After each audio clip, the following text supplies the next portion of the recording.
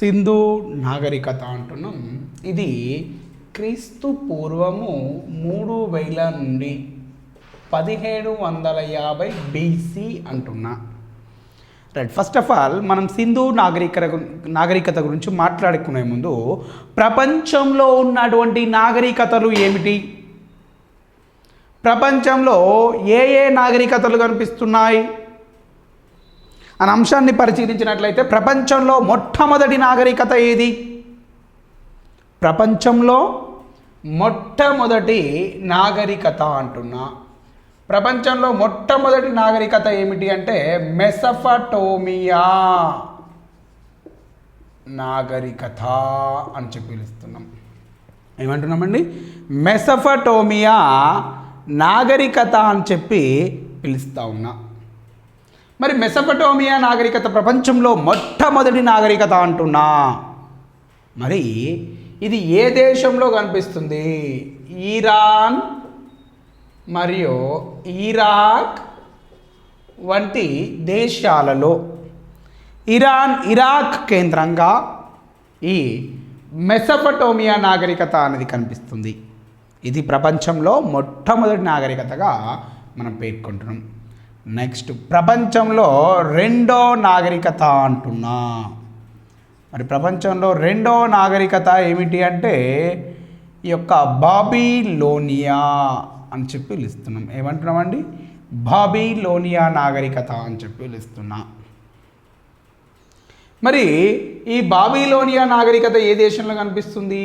ఇది ఈజిప్టులో కనిపిస్తుంది. ఎక్కడ కనిపిస్తుందండి? ఈజిప్టులో కనిపిస్తుంది. మరి మరొక్క నాగరికత అంటున్నా. ప్రపంచంలో మూడవ నాగరికతగా దీన్ని పిలుస్తున్నాం సింధు నాగరికత అంటున్నాం. ఏమంటున్నామండి? సింధు నాగరికత అని చెప్పి పిలుస్తున్నాం. ఇది ఎక్కడ ఉందండి? ఇండియాలో ఉంది సార్. రైట్, ఇది తెలియని వాళ్ళు ఎవ్వరు ఉండరు భయ్. ఇది సింధు నాగరికత. సుష్నా, మెసొపటోమియా, బాబిలోనియా, సింధు. ప్రపంచంలో 4వ నాగరికత ఏది సార్? చైనా నాగరికత అంటున్నాం. ఏమంటున్నామండి? చైనా నాగరికత అని చెప్పి పిలుస్తున్నాం. రైట్, మొదటిది మెసొపటోమియా, రెండోది బాబిలోనియా, మూడోది సింధు, 4 చైనా. మరి మెసొపటోమియా నాగరికత ఇరాన్, ఇరాక్లో ఉంటే ఇది ఏ నదుల మధ్యన కలదు? ఈ ఇరాన్, ఇరాక్ దేశాల్లో ఉన్నటువంటి ఇది ఏ నదుల మధ్య ఉన్నదంట అంటే యూఫ్రటీస్, టైగ్రీస్. ఏమంటున్నామండి? యూఫ్రటీస్ మరియు టైగ్రీస్ అనే నదుల మధ్యన ఈ మెసొపటోమియా నాగరికత అనేది కనిపిస్తుంది. ఎక్కడ కనిపిస్తుందండి? యూఫ్రటీస్ మరియు టైగ్రీస్ అనే నదుల మధ్యన ఈ మెసొపటోమియా నాగరికత అనేది కనిపిస్తుంది. మరి ఈజిప్ట్ నాగరికత అలియాస్ బాబిలోనియా నాగరికత ఇది ఏ నది ఒడ్డున కనిపిస్తుందట అంటే నైలు నది ఒడ్డున కనిపిస్తుంది. ఎక్కడమండి? ఇది నైలు నది ఒడ్డున ఇది కనిపిస్తూ ఉంది. నెక్స్ట్, ఇండియాలో ఉన్నటువంటి సింధు నాగరికత ఇది ఏ నది ఒడ్డున కనిపిస్తుందట అంటే సార్ సింధు నది సార్. చైనా ఏడుంది సార్? చైనాలోనే ఉంటుంది. చైనా నాగరికత చైనాలో ఉన్నది. మరి ఇది ఏ నది ఒడ్డున ఉన్నది సార్ అంటే ఇది హోయాంగ్ హో అనే నది ఒడ్డున కనిపిస్తుంది. ఎక్కడ అండి? హోయాంగ్ హో అనే నది ఒడ్డున ఈ చైనా నాగరికత కనిపిస్తుంది. ఏం కనిపిస్తుందండి? హోయాంగ్ హో అనే నది ఒడ్డున ఈ చైనా నాగరికత అనేది కనిపిస్తుంది. ప్రపంచంలో మొదటిది మెసొపటోమియా, రెండోది బాబిలోనియా, మూడవది సింధు, 4వది చైనా. అవునా? ఆసియాలోనే అతిపెద్ద నాగరికత సింధు నాగరికత. ఈ ఆసియాలోనే అతిపెద్ద నాగరికతగా మనం దేన్ని పిలుస్తున్నమాట అంటే సింధు నాగరికతను గుర్తించడం జరుగుతూ ఉంది. రైట్, మరి ఇట్లా ఈ 4 నాగరికతలు ప్రపంచాన్ని ప్రభావితం చేసినాయి అంటున్నాం. మరి ఇట్లా మనకి సింధు నాగరికత అనేది కనిపిస్తూ ఉంది. ఓకేనా అండి? రైట్, నెక్స్ట్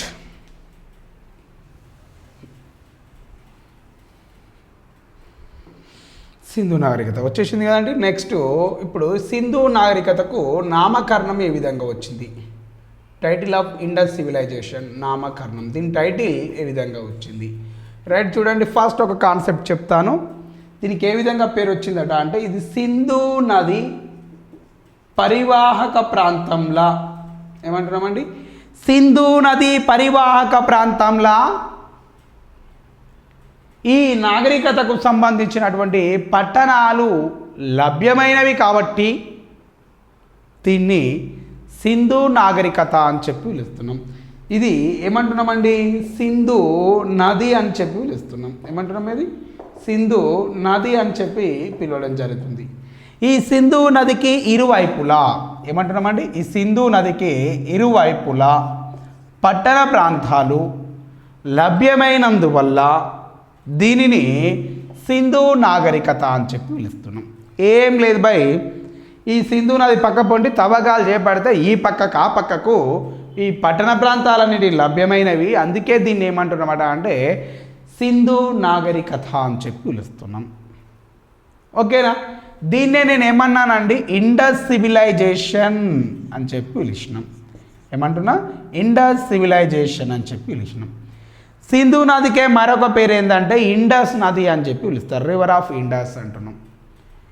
అవునా, ఈ సింధు నదికి మరొక పేరు ఇండస్ కాబట్టి దీన్ని ఏమంటామండి, ఇండస్ సివిలైజేషన్ అని చెప్పి పిలుస్తూ ఉంటాం. ఏమంటున్నామండి, ఇండస్ సివిలైజేషన్ అని చెప్పి పిలవడం జరుగుతుంది. అవునా, రైట్. మరి ఈ ఇండస్ నది పేరు మీదుగానే ఇండియా అనే పేరు వచ్చింది.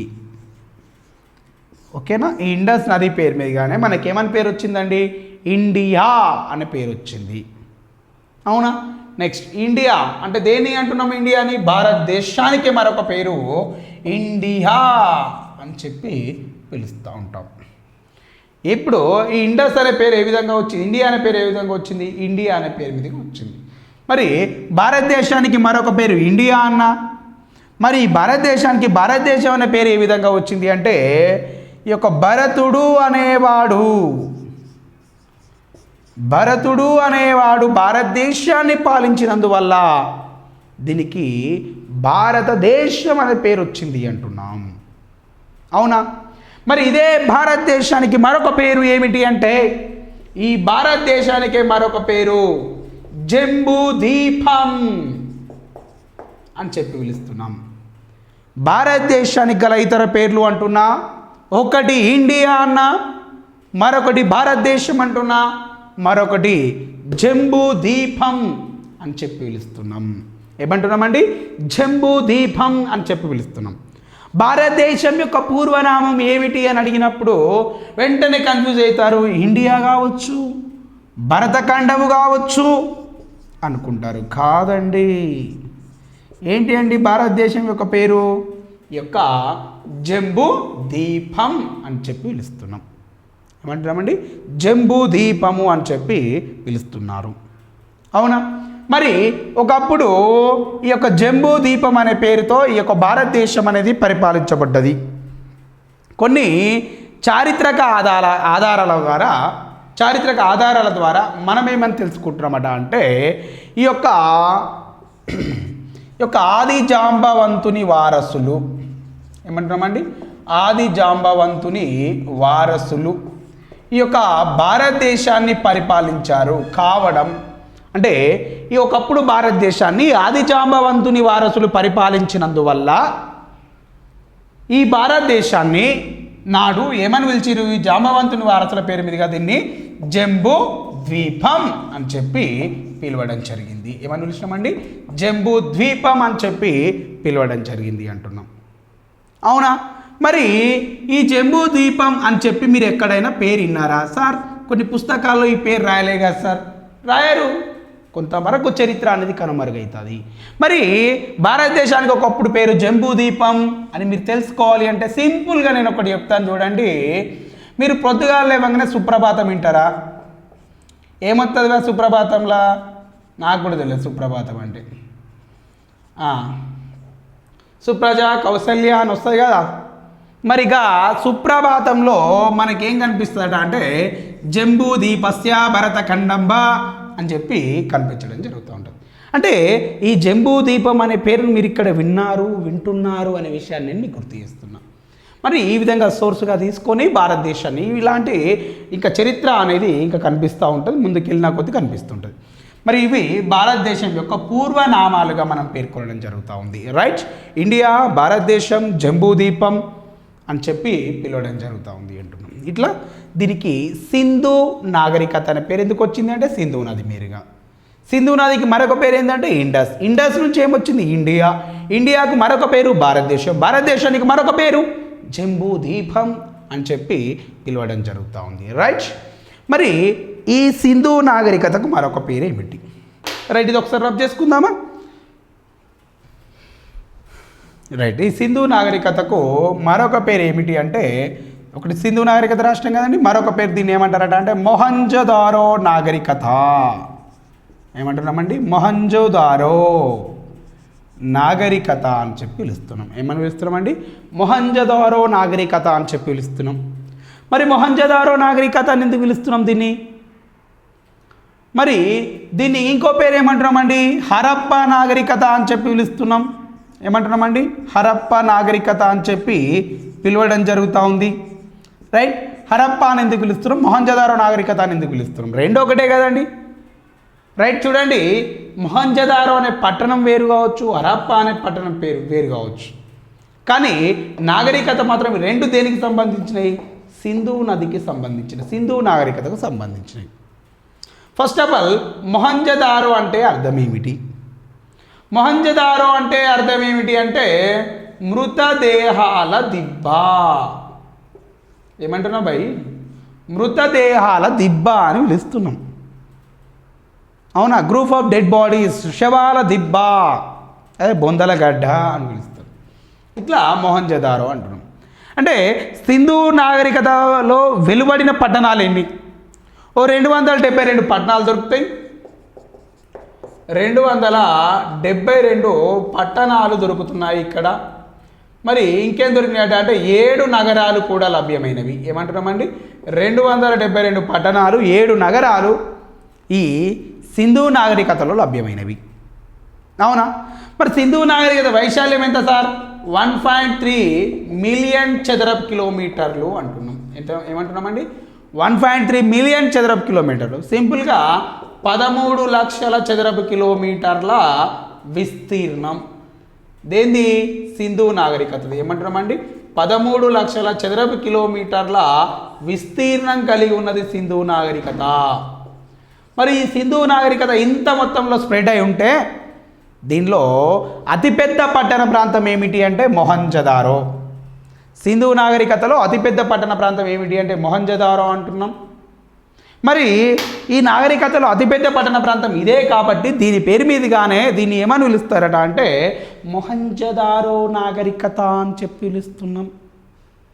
మరి సింధు నాగరికతకు మరొక పేరు ఏమిటి ఇస్తారంటే హరప్ప నాగరికత అంటున్నా. ఎందుకు సార్ దీన్ని హరప్ప నాగరికత అని ఎందుకు పిలుస్తున్నామట అంటే 1920-21 సంవత్సరాల మధ్య కాలంలో 1920-21 సంవత్సరాల మధ్య కాలంలో ఈ యొక్క వాయువ్య భారతదేశంలో రైల్వే తవ్వకాలు చేపట్టినప్పుడు, ఇది 1920-21 సంవత్సరం కదండి. మరి 20-21 సంవత్సరంలో భారతదేశంలో ఏమంటున్నామండి? భారతదేశంలో యొక్క వాయువ్య ప్రాంతంలో తవ్వకాలు చేపట్టారు. ఇది ఏ ప్రాంతం అండి? వాయువ్య ప్రాంతం. ఈ వాయువ్య ప్రాంతంలో రైల్వే తవ్వకాలను చేపట్టినప్పుడు కొన్ని నాగరికతకు సంబంధించినటువంటి అవశేషాలు లభ్యమైనవి. అలా ఈ నాగరికతకు సంబంధించినటువంటి అవశేషాలు లభ్యమైనప్పుడు మరి ఈ అవశేషాలు అనేటివి మొట్టమొదటిసారిగా ఏ పట్టణ ప్రాంతానికి సంబంధించి లభ్యమైనవి? హరప్పా పట్టణ ప్రాంతానికి సంబంధించినటువంటి అవశేషాలు ఇక్కడ లభ్యమైనవి. సింధు నాగరికతలో మొట్టమొదటిసారిగా లభ్యమైన పట్టణ ప్రాంతం ఏది అంటే హరప్పా అని చెప్పి పిలుస్తున్నాం. ఏమని పిలుస్తున్నాం? హరప్పా అని చెప్పి పిలుస్తున్నాం. అందుకే ఆ హరప్పా పట్టణం ప్రేమిదిగా దీన్ని ఏమంటారట అంటే హరప్పా నాగరికత. వేదాలలో ప్రస్తావించబడినటువంటి నాగరికత ఏది? హరప్పా. మరి ఋగ్వేదంలో ప్రస్తావించబడిన పట్టణ ప్రాంతం ఏది? ఇది హరప్ప. ఋగ్వేదంలో ఎన్ని మండలాలు ఉన్నాయి? ఋగ్వేదంలో 10 మండలాలు ఉంటాయి. ఏమంటున్నాం భయ్? ఋగ్వేదంలో 10 మండలాలు ఉంటే ఈ ఋగ్వేదంలో 6వ మండలంలో, ఎన్నో మండలంలో? 6వ మండలంలో ఈ హరప్పాను ఏ పేరుతో ప్రస్తావించారట అంటే హరపియో అనే పేరుతో ప్రస్తావించారు. ఏ పేరుతో అండి? హరపియో అనే పేరుతోటి హరప్ప అనే పట్టణ ప్రాంతాన్ని ప్రస్తావించడం జరిగింది అంటున్నాం. అందుకే ఈ యొక్క సింధు నాగరికత మీద తవ్వకాలు చేపడితే మొట్టమొదటిసారిగా లభ్యమైన పట్టణ ప్రాంతం హరప్ప. అందుకే దీన్ని ఏమంటున్నామట అంటే హరప్ప నాగరికత అని చెప్పి పిలుస్తున్నాం. అత్యధిక విస్తీర్ణం కలిగిన పట్టణ ప్రాంతం మొహంజదారో కాబట్టి దీన్ని మొహంజదారో పట్టణ ప్రాంతం, మొహంజదారో నాగరికత. మరి మొదటిసారిగా దొరికింది ఈ ప్రాంతంలో కాబట్టి ఇది హరప్ప నాగరికత అని చెప్పి పిలవడం జరుగుతూ ఉంది.